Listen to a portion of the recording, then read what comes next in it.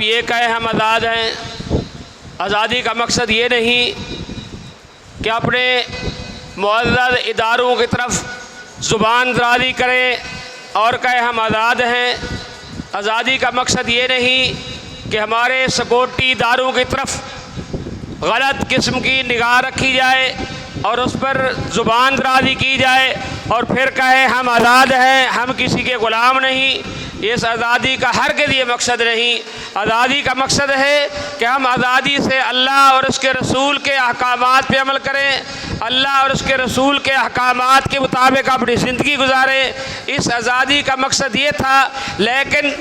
لوگوں نے اس کا مطلب یہ سمجھ لیا ہے جس کے خلاف جو زبان استعمال کرے ہم آزاد ہیں، مادر پدر آزاد ننگے ہو کر ننگی زبان استعمال کریں ہمارے اداروں کی طرف، ہماری افواج کی طرف، ہمارے سکیورٹی اداروں کی طرف اور کہیں میں آزاد ہوں، میں کسی کا غلام نہیں ہوں۔ ہم ایسی آزادی کو خیر بات کہتے ہیں اور ایسی آزادی کو ہم مسترد کرتے ہیں۔ آزادی وہ ہے جو ملک پاکستان کے تمام اداروں کو تحفظ فراہم کرے، ان کی عزت اور احترام کی بات کرے، تمام اداروں کی عزت احترام کے ساتھ ساتھ انہیں سلام پیش کرے۔ خاص کر وہ ہمارے ادارے جنہوں نے اپنی جان کی قربانی دے کر اس ملک کا تحفظ کیا، اس ملک کے لیے اپنی جانیں قربان کی، آج تک اس ملک کے لیے محنت کر رہے ہیں، دن رات ایک کر کے اس ملک کی سرحدوں کی حفاظت کرے اور ایک خرمغز بدتمیز انسان کھڑا ہو کے